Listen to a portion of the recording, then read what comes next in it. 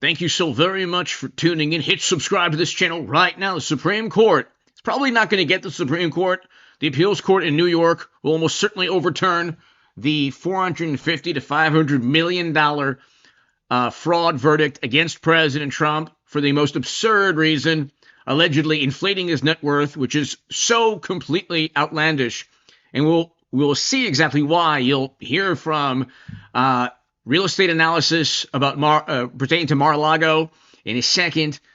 You'll hear the legal analysis in 1 second. But hit subscribe to this channel right now. The Guardian, the Supreme Court, is cracking down on judges and letting Trump run wild.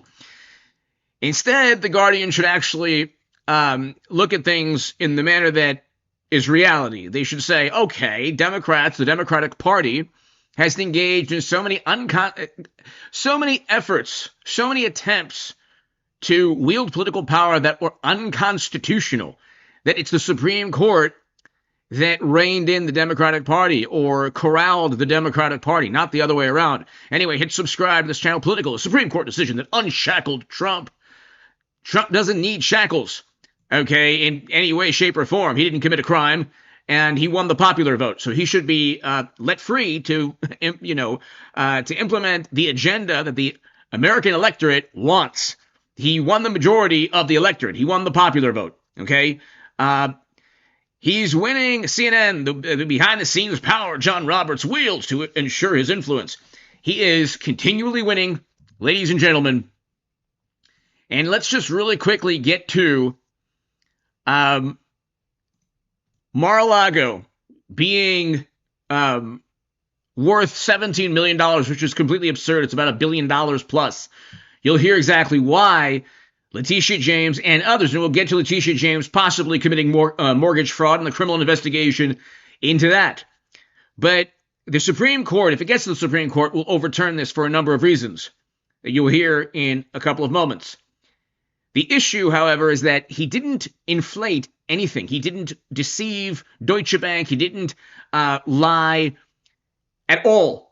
Everything he did was above board, which is exactly why he won the popular vote. But check this out, ladies and gentlemen. Demand in Palm Beach hitting a fever pitch after Donald Trump's resounding victory. Our next guest represents roughly 1/3 of Palm Beach waterfront property market. Joining me now is senior luxury real estate advisor in Palm Beach, senior luxury real estate advisor at Premier Estate Properties, and top Palm Beach realtor Margit Brandt. Margit, good to see you. Thank you so much for being here. You've been churning out lots of sales there in Palm Beach. How would you assess the market today? Hi, Maria. Thank you so much for having me. Our market has been very strong. I think post-election, there's most certainly been a Trump bump. Leading up to any election, sometimes there's a bit of a pause where people want clarity. They want to understand what's happening. But now with election clarity and with Trump in office, we have seen, even in the last week since the election, we've seen 100 million of properties go pending. We just put another 25 million pending yesterday. So the market has been strong, and specifically in the last week, strong. Now, Margit, you say Trump's Mar-a-Lago property is valued between $1 billion and $1.5 billion, and that it... So his Mar-a-Lago property is valued at $1 billion to $1.5 billion, okay? If you're a wonderful, morally superior, highly educated, liberal, Democrat, or socialist, or progressive, multi-million-dollar real estate might not be your thing. It's not exactly my thing either. But I understand the real estate market a lot better than most pundits, especially on the left. And so when you get these people stating that Trump lied, they have zero clue. The man is not only a billionaire, but he was a former president when it was ruled that he inflated his net worth. He's part of American history. He was part of Americana before he even became president. But he's part of American history. If he lives in any, let's say he lives any property that he is at, years from now, it'll be the equivalent of FDR or Reagan or any other president living at that property. So people don't understand that. Furthermore, where he's at in Florida is extremely high valued. But in terms of billionaires living there, mansions worth hundreds of millions of dollars. And so you'll see the absurd valuation from the New York court. The appeals court you'll hear in a couple of minutes. The justices are skeptical, so they're already skeptical. This is another major win in addition to the conviction that's going to be overturned. So when I told you, ladies and gentlemen, for months I've told you that the injunctions were going to end. They were going to be severely limited by the Supreme Court. I was 100% right. I'm not right about everything, but I was pretty spot on. Every single thing they try to do against Trump is going to just simply unravel, and he'll end up winning. But check this out. Could fetch up to $2 billion with the elimination of deed restrictions. Trump bought that property for about $10 million back in 1985 and put millions into renovations. Margaret, listen. So Mar-a-Lago alone is worth $1 to $1.5 billion. It's not just that. I'm not just saying that because it's on the screen here. It's easily worth $1 to $1.5 billion, just in terms of historic value. Listed this property in the past. You've also listed a property across the street for rent. I want you to tell us more about Trump's Florida listings and their valuations. But first, Mark Tepper, we were just talking about this during the commercial break. This was the question for one of the attacks on President Trump by Letitia James. Yeah, and she claimed that it was only worth $18 million, which I think anyone with a brain inside their skull realized that was way understated. But yeah, that was the claim against Trump, was that he, quote unquote, overinflated the value of his properties to secure financing to grow his wealth. I'd love to hear what this is actually worth. Exactly. You're in the business and you're valuing it at what? She said 18 million. Well, I mean, if we take a look at Mar-a-Lago, let's start here, Maria. The guest house alone is worth 75 to 100 million. The guest house at Mar-a-Lago is worth $75 to $100 million, okay? You have to be a complete imbecile to think that Mar-a-Lago is worth $17 million. And even if they derived the valuation from a state or local tax assessment, so what?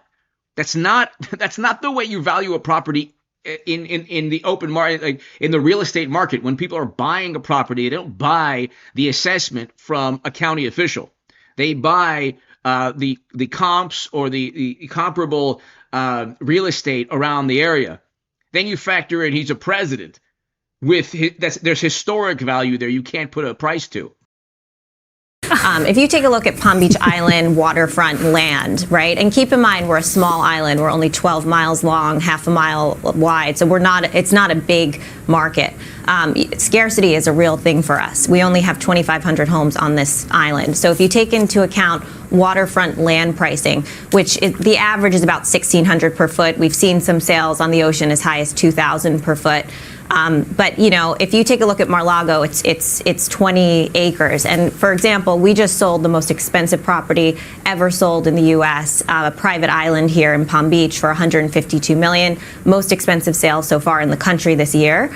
That went for $152 million. If you do some very simple math, $152 million times 10, which equates to the 20 acres of Mar-a-Lago, you're at $1.5 billion. That's not taking into account the 100,000 square feet of house that he has on the land. It's similar frontage, so that's $500 million of house. So $1.5 billion of land plus $500 million of house, you're at $2 billion, in my opinion.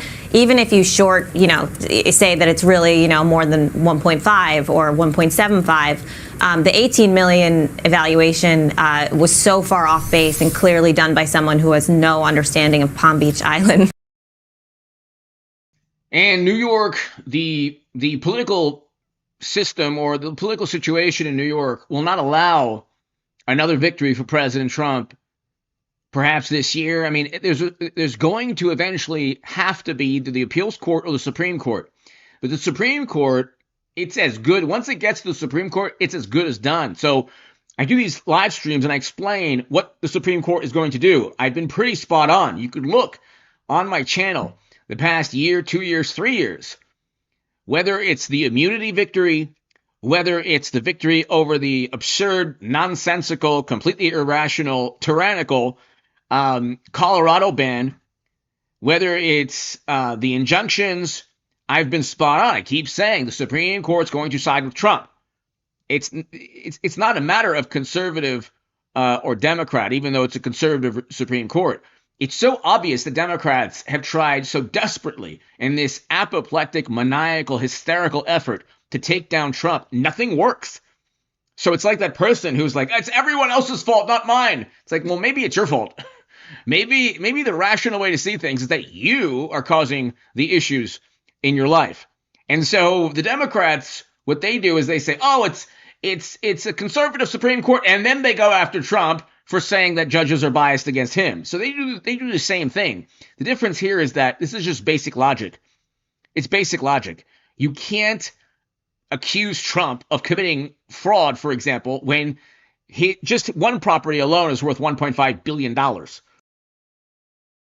Real estate or its pricing. Well, I mean, it's more than that. I mean, these valuations can be quantified, right? I mean, like, we're talking to one of the leading real estate people in Palm Beach. You know, I mean, Letitia James could have gotten those numbers. She could have gotten those numbers. How does she get away?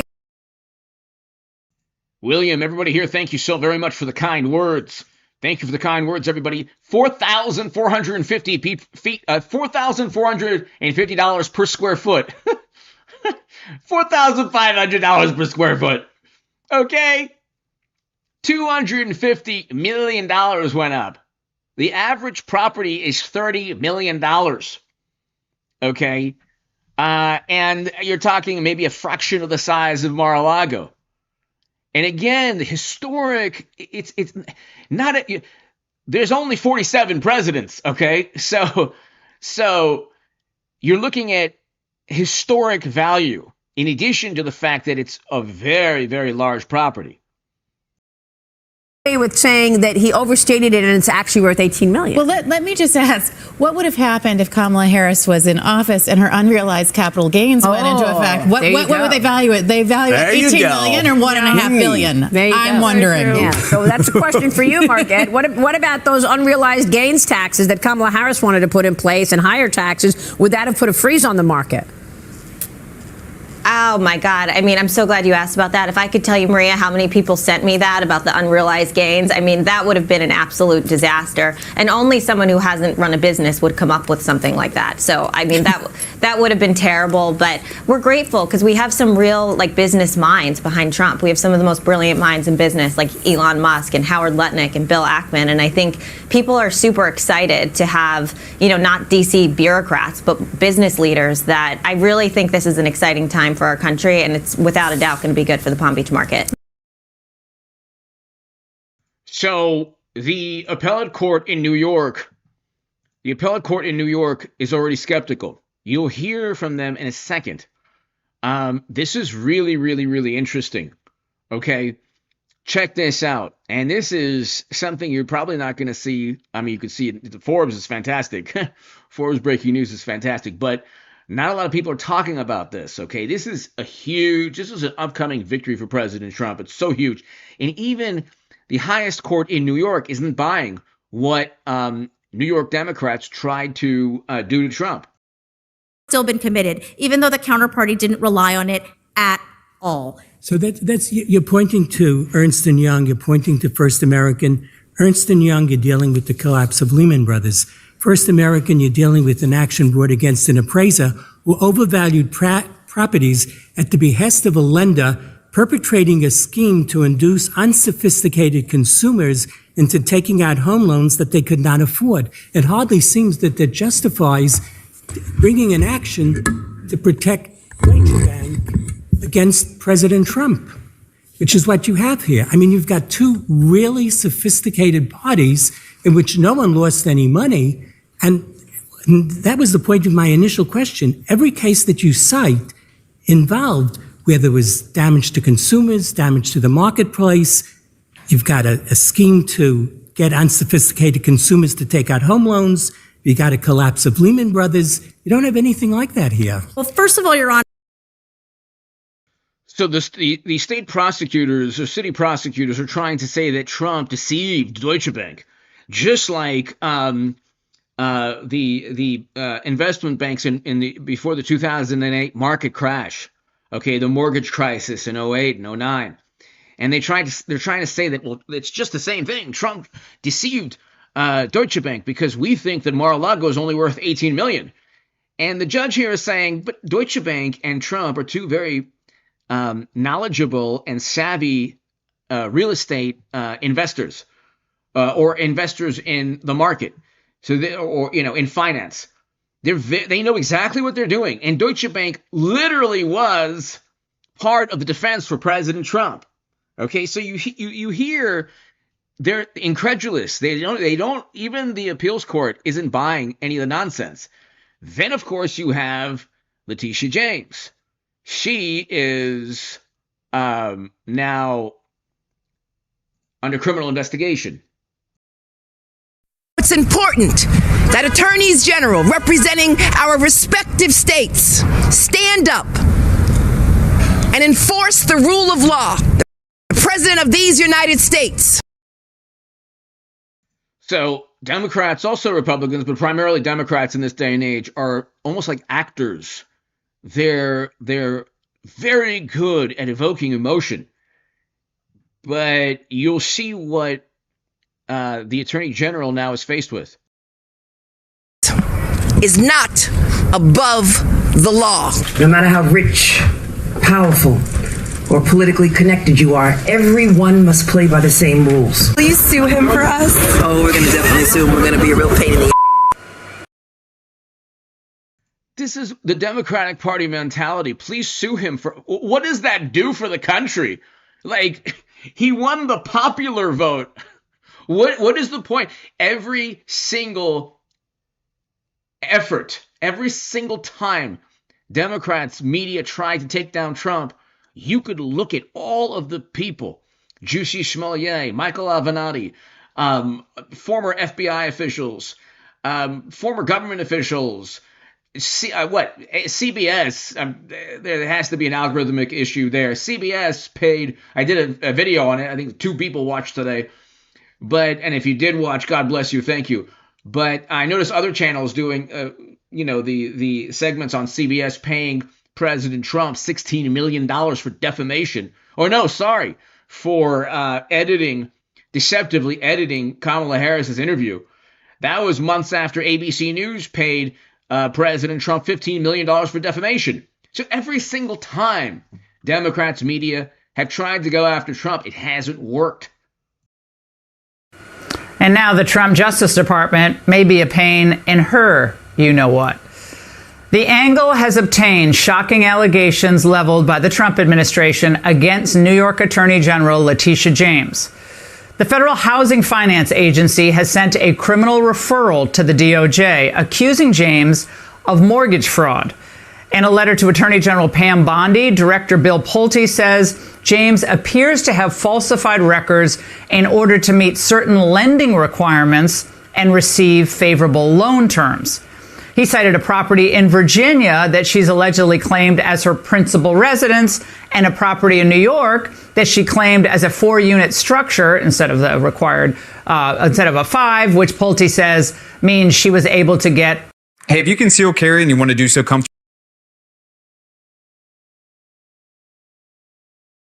And more favorable loan. Joining me now is Jonathan Turley, Fox News contributor and law professor at GW University. Jonathan, mortgage fraud is rampant in the United States. There's all sorts of fraud that's rampant. There's disability fraud.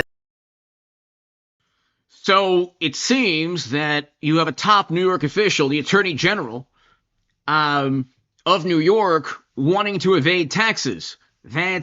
So if you own a property, for example, as your primary residence in another state, you pay less property tax, less in insurance. So that's potential insurance fraud. And then if you own a commercial property in New York and you want to, save money on taxes, which potentially what Letitia James did was lie about how many units there are to ensure that she doesn't then hit a certain level of tax burden. Let's continue. That they've vowed to crack down on in the Trump administration. But this is another thing that they have vowed to crack down on because it costs real money. Your reaction to these allegations? Well, obviously, the irony is perfectly crushing. This is a person who prosecuted Trump for everything short of ripping a label off a mattress. And among the charges that were brought in New York, in not just the civil but the criminal case, was making false or misleading statements to financial institutions. And one of these sections, Section 1014 of the Federal Code, is prosecuted. It took me about 60 seconds of a search to find cases that the Department of Justice brought against people who falsely claimed that property was their principal residence in order to get loans. So this is well-tread areas for the Justice Department. As for James, if we apply the Letitia James standard that she created, there'd be little question here. This seems pretty straightforward. For example, if you lived in California and you said your primary residence was in Nevada, you're going to pay less in insurance. You could be paying $20,000 to $30,000 less in insurance. So if she did that and she said her primary residence was in Virginia, I believe that's the state, I mean, she could possibly be saving $10,000, $15,000, $20,000 just in insurance. That's possible insurance fraud. What the administration is saying is this was not her principal residence. In fact, as a New York elected official, she had to say that her principal residence was in New York. This was an out-of-state residence. But also, they claim that in some of these forms, she actually states that her father is her husband in order to file as a married couple. So there's a lot of those questions. And as you know, the Supreme Court just stated earlier in March, in a case called Thompson, that they want to see knowing false statements under sections like 1014, not just misleading statements. These are misleading statements. Either it's your principal. Coach O'Connor, thank you. Thank you, sir. Happy 4th of July to everybody. 2 more days. Happy 4th of July, Independence Day. Thank you so very, very much. Coach O'Connor, thank you so very much. Greatly appreciated. And to my super chat, thank you, everybody. Residence or it's not. Or it's not. Either you're married to your father or he's your father. So they can this can satisfy the Thompson standard. Yeah, well, Jonathan, we reached out to the DOJ, and they have no comment on this referral. We also reached out to Attorney General James, who did not respond to us either. So, again, everyone wants the best interest rate you can get. I understand that. But she's a lawyer. She knows that when you sign a mortgage application, that mortgage application, if you're borrowing money, if you're not borrowing money, nobody cares whether it's your principal residence, except, where you file your taxes. But she decided to state that that was her principal residence, knowing it was not her principal residence. I didn't even know she had property. I mean, I guess she had property in Virginia and she has rental or investment property in New York. That's fine. But in the New York matter, to get the favorable rate, the building could only have 4 units, but it looks like the entirety of this building, it had 5 units, meaning it was in violation of the actual loan agreement. And again, if Trump had done that, he would have actually been convicted of criminal activity. See, everything they accused Trump of was so outlandish. It was these absurd leaps of logic. But like, if Letitia James, let's say Letitia James is innocent until proven guilty. But if she did these things, it's like blatant mortgage fraud, blatant. You can't put, if you are asking for money, in a mortgage, you lie about your primary residence to get a better interest rate, so you don't have to pay back every month. A little bit more in terms of the mortgage payment every month. You're lying to lower your mortgage payment and maybe even to get more money initially. That's a big problem. That's a big problem. And also, this is so typical. The Democrats generally say, well, you know what? If you're rich, you should pay more. Pay your fair share. It's like, well, she owned a 5-unit property in New York. That boosts, that increases her tax burden. So she allegedly, let's say Letitia James didn't do this, but if she did do this, you know, she's innocent until proven guilty. But if she did, she would be undermining the political philosophy of the Democratic Party. It's so hilarious, this whole thing. This is not a novel application of the law, Jonathan. As you stated during the persecution of Donald Trump, she was using all these novel applications of law to go after him. This isn't novel. This is a black and white issue. You either did or you didn't. Right, and this has been prosecuted in the past. Now, we have not heard her side of this, but these documents themselves are quite damning. It's hard to see how the residences listed were her principal residence. The business about her father is just bizarre. Now, I'll note that one of the things that Letitia James stressed in her case against Trump is that Trump had to review documents that were filed in his name. And so she dismissed the argument that this was something that Trump's people put together. She said he's ultimately responsible. So they allege that she gave a power of attorney in a couple of these instances, but according to her own standard, that's not enough. Well, Professor, the referral cites the case against the former Baltimore City prosecutor, Marilyn Mosby, because she was sentenced to a year in home confinement for lying about her finances to make early withdrawals from retirement funds during COVID, and then fraudulently claimed that her own $5,000 was a gift from her then husband as she closed on a Florida condo. So the idea that again, this is just no one ever goes after politicians for these types of, which may seem like small amounts, and they add up. They do, and this is really for James, the very case that she most famously brought. She insisted that these technicalities matter and that the powerful should not be given a free pass. Well, that bill has come due in this case. She's going to have to deal with this filing. I'm honestly just not sure how you defend against this unless you say that these are fraudulent documents. Jonathan, I have to raise this because the Democrats, you know, when this really starts to blow up, which it should after the show, they're going to say, look, aha, see, this is a revenge presidency. They're weaponizing the DOJ against Democrats, so it's a tit for tat. Do you see that as a potential vulnerability here? Well, we are certainly living in that age, but the fact is James herself rejected that argument made when she brought, in my view, a ludicrous case in New York. That case was something that ultimately resulted in a grotesque ruling. By the way, the timing here is not good. We're waiting for the appellate decision to come down. It's been a very long time. Each day we're looking for the appellate court to issue the review. Many of us expect that it will not go well for James, but having this pop up in the news just couldn't be great for her team. I'm sure they are really in a very tight fetal position right now. Yeah, well, Pulte was on this show saying that he was going to get to the bottom of all fraud, waste, and abuse in his department, and there's a lot of it over there, and maybe this is just the tip of the iceberg for mortgage fraud across the United States involving, in this case, allegedly, Letitia James. The thing is also the Democratic Party is a political machine.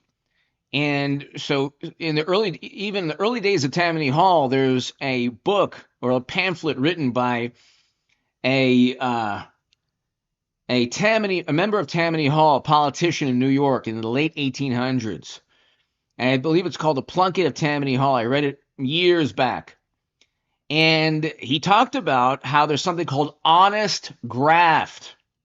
And honest graft is, in New York, what Democrats would do, and yeah, Republicans do it too, but Democrats have made it into an art. What Democrats would do is politicians, they would be in government, and they'd find out that a part of a piece of land is going to be used for a library or for some kind of federal building or state building. They'd buy the land right before the state or federal government wanted to use the land for whatever purpose. And then they would sell it back to the state or federal government for as much as they could. So that's called honest graft. In addition to all the other, underhanded things. I mean, like, Trump was a billionaire before he became president. The way, like, Bill Clinton and others, the Clintons, the Biden did not own a business. His business was Hunter's laptop. So Joe Biden made money through Hunter's laptop, not through The Apprentice, not through, real estate or, hotels or casinos like President Trump. Hello, folks, and welcome to Kudlow. I'm Larry Kudlow. In a few moments, Fox's ace White House correspondent Peter Doocy will be here. He'll report on John Kirby's briefing in the White House and Kissinger later in the show. We're on case against the former president. Blew it up. That's right.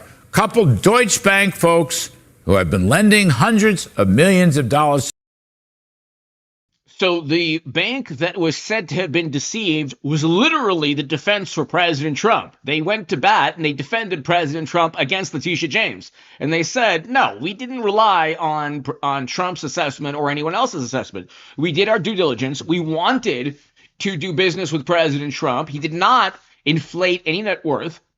And the rebuttal from the lawyers at the New York lawyers going up against Trump said, well, the statutes you don't need to have anyone suffer any harm. So they're actually trying to go after Trump, stating, yeah, we know that he didn't deceive anyone or there was no victim here in terms of the crime. Nobody lost money. In fact, Deutsche Bank made money. But we still want to take $450 million away from him. And by the way, this is absurd because there are billionaires that live in New York. And if you're a billionaire, if you're smart enough to be a billionaire and living in New York or another major Democratic-run city, you should be smart enough to know that if by chance one day you have a different political viewpoint, that could be the beginning of the end of your fortune. Because if they did it to Trump, they'll do it to anyone else. And Trump was a former president as well. To Trump and to the Trump organization down through the years absolutely destroyed this stupid left-wing New York socialist attack on Mr. Trump.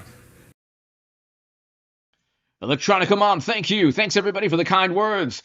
We'll do live streams every evening, everybody. We'll do a live stream every evening. So set your dial, set your clock, probably 9 p.m. Eastern. And I'll do an upload every day, maybe two live streams. But the channel's up and running again, thank God. And, here and there, every 4 months or so, I'll take like 3-4 days off, 5 days off. But anyway, let's continue. Thank you for the kind words, everybody, to my super chat. Thank you. Now, the brilliant Jonathan Turley is going to be here later toward the back end of the show, and he'll give his erudite analysis from a legal standpoint. But in non-legal terms, a number of Deutsche Bank employees, this is the story, they told the New York judge that they made millions of dollars from Mr. Trump's businesses and saw no fraud in the loans they approved.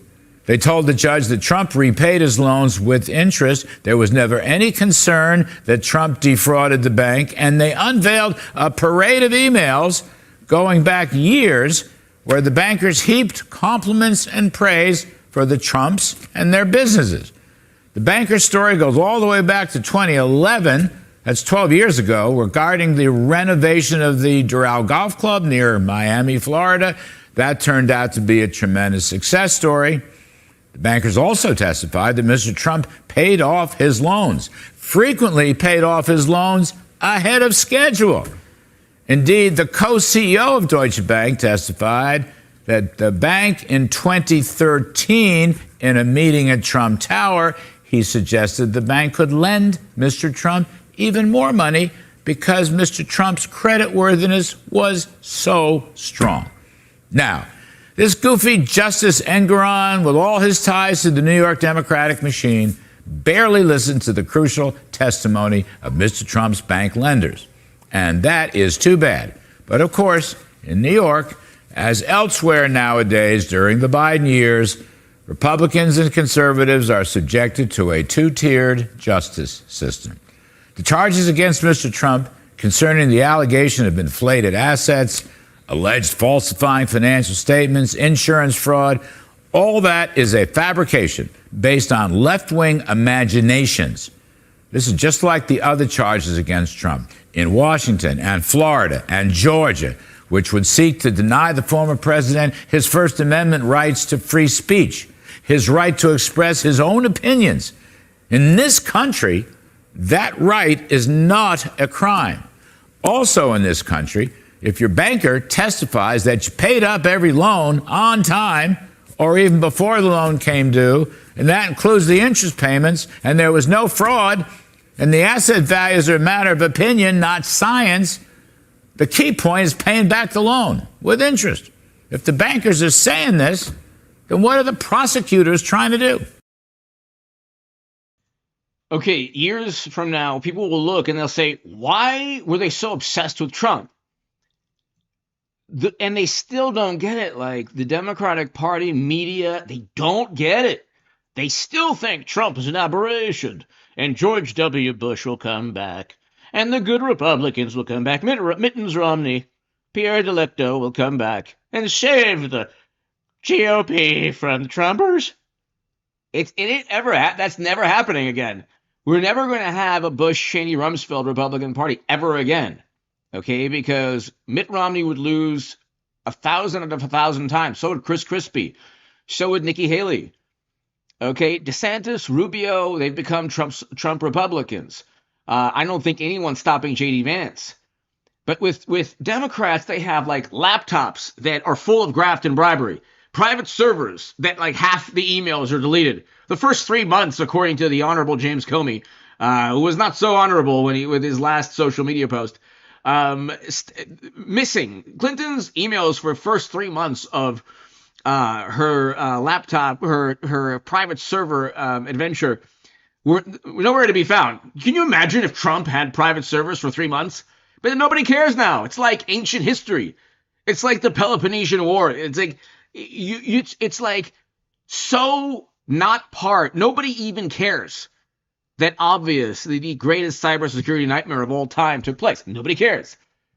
Because the good thing about the country, unfortunately, that, we Americans, unfortunately, are very deceived by media.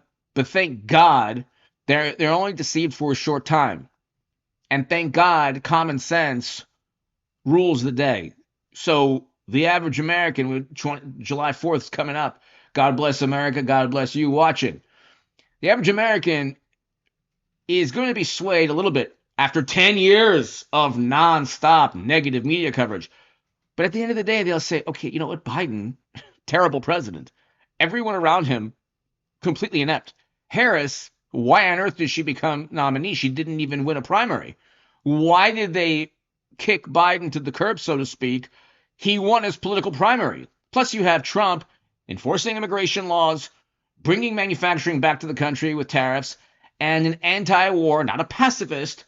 So, yeah, there's military strikes. He's an American president, and I would rather he not do that. But the anti-war element is not sending Americans to never-ending military conflict. That's the issue. By the way, Tammy, thank you so very, very much, Tammy. Greatly appreciate it. To my super chat, thank you. Well, prosecutors. That's the Democratic prosecutors. They're trying to confiscate Mr. Trump's businesses and throw him in jail for 700 years. Anything to impoverish him and keep him out of the White House next November. That is what all this is about, including, just to go back again, the ludicrous $18 million asset valuation that the goofy New York judge believes Mar-a-Lago is worth. That judge in New York has become the laughingstock of real estate brokers in South Florida and around the country. That property, Mar-a-Lago, I was just there 2 weeks ago. That thing's probably worth $1 billion, not 18 million. Come back to this silly New York case. By the way, I just looked it up on my phone. Mar-a-Lago is 62,500 square feet. Okay, 62,500 square feet. 1 to 1.5 billion, probably closer to 2 billion. 62,500 square feet. In Palm Beach, Florida, where the average mansion or property is $30 million. But it just to give you, like, there are maybe, let's say, 10,000 square foot homes, maybe 12,000 square foot homes, not even, in Los Angeles that are over $18 million. They're the same thing in New York. Okay, you can look. Mar-a-Lago is 62,500 square feet, and he's a former president. And it's in one of the most beautiful parts of the country. So, I mean, it's unbelievable. But anyway, let's continue. There's no victim. There is no fraud. There's no squealing bankers. There's no statute violation. There's no intent. There's no materiality. And there are no ill-gotten gains. In other words, as with all these trumped-up charges by the Democratic regime, there's nothing. Okay. So let's listen last couple of minutes to exactly what the people who went after Trump, now what are they guilty of? Meanwhile, the DOJ is opening a formal criminal probe into New York Attorney General Letitia James over suspected mortgage fraud. Andrew Cherkasky is a former federal prosecutor and joins us now. And Andrew, James is saying basically that the law is on her side. Listen here. We're ready. We're prepared. Do not give in to fear. We are fearless. This is not the time to be afraid. This is a time to stand up and fight back and to resist any temptation for them to divide us. We're in this together. Well, the question is whether the Attorney General used a Virginia residence as her primary residence, which she was not able to do as Attorney General of New York. Whether, for example, she used a family member in a manner that she shouldn't have, and also whether she had a 5-unit or a 4-unit property. And whether she tried to evade a tax burden and potentially insurance costs by lying on documents. Deutsche Bank is not going to defend her. Neither is any of the banks associated with this. The rule of law is on our side. But a grand jury in the Eastern District of Virginia disagrees. Andrew, how much trouble is she in? Well, I think she's taking a play out of Donald Trump's playbook. You just deny everything and claim that it's some sort of conspiracy. The problem for Letitia James. Yeah, but in Trump's case, it's true. He didn't do any of the things. And people did conspire against him. But let's continue.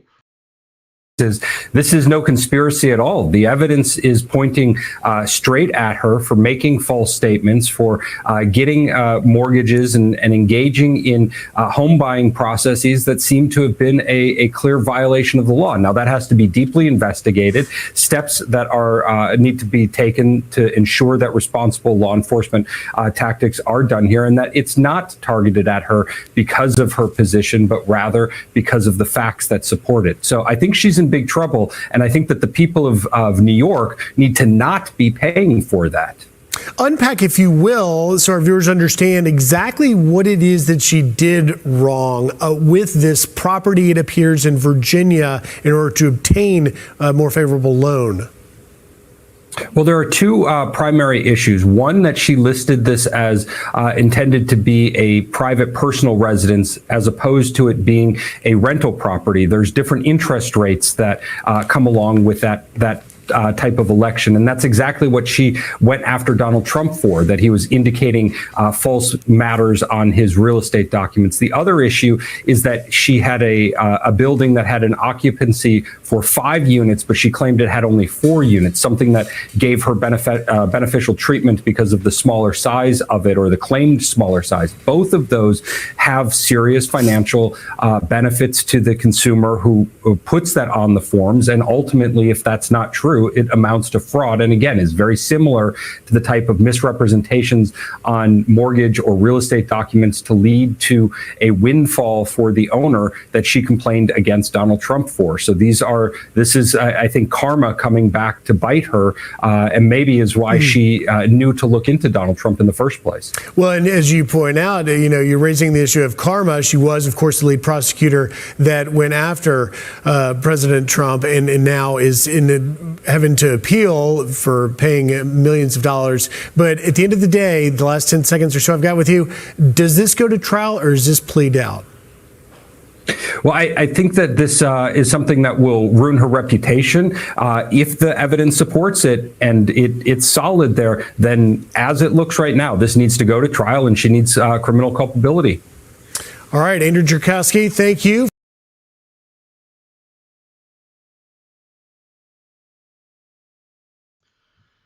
So, ladies and gentlemen, this is the next win. Thank you, Tammy, again, for your support. To my super chat, thank you. This is the next victory for President Trump. The 2 victories would be upcoming within the next year or so, hopefully sooner, possibly within the next couple months. But they will be absolutely huge. The overturning of the guilty verdict, which was completely absurd, for the hush money payment, which wasn't a campaign finance issue. The FEC and the DOJ literally dropped the case. They just make things up. The Democrats in New York literally made things up to try to get Trump. And so it's blatantly unconstitutional. They talk about the rule of law. It's like, well, why are you tearing the law apart just to get Trump? He won the popular vote, so people know what's going on anyway. Then you have this $450 to $500 million upcoming victory for President Trump.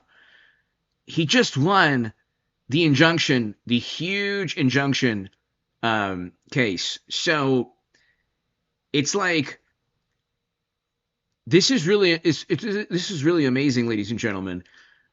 The Supreme Court, the appeals court, all of these courts are continually siding with Trump, and they will continue to do so.